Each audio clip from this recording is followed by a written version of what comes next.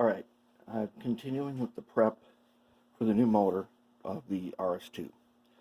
So I got the shell cleaned, primer.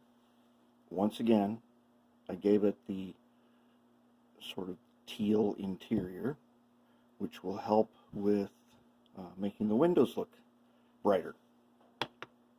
Removed headlights. Probably going to put LEDs there. So I had to prepare the frame. Piece of styrene, drilled and tapped a hole. Then to make it had an open pilot, you know. So this is what I did.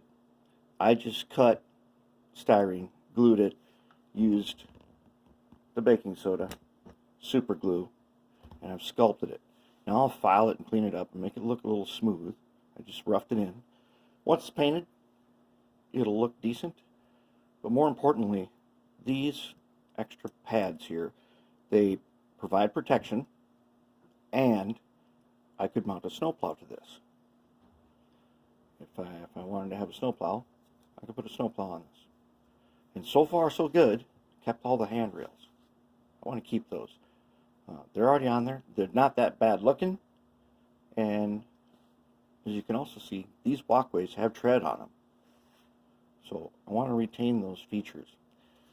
Drilling the hole through the front there, though, it's unavoidable. You need it for strength. Now I'll try to make it so that the screw head does not come up through that. I'll cut the screw just so it gets in there and still be level. But it's very important.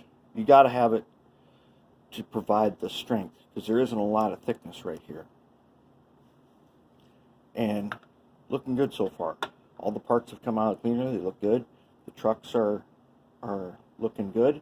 And for this one, I'm going to get some extra power. Each truck has one of these copper springs on each side. They're wipers. But each truck is made, has a bracket where that thing fits through behind the wheels. There's one on each side.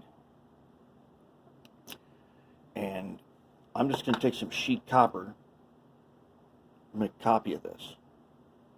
See if I can get all-wheel pickup. That'll help our build, our performance a little bit more.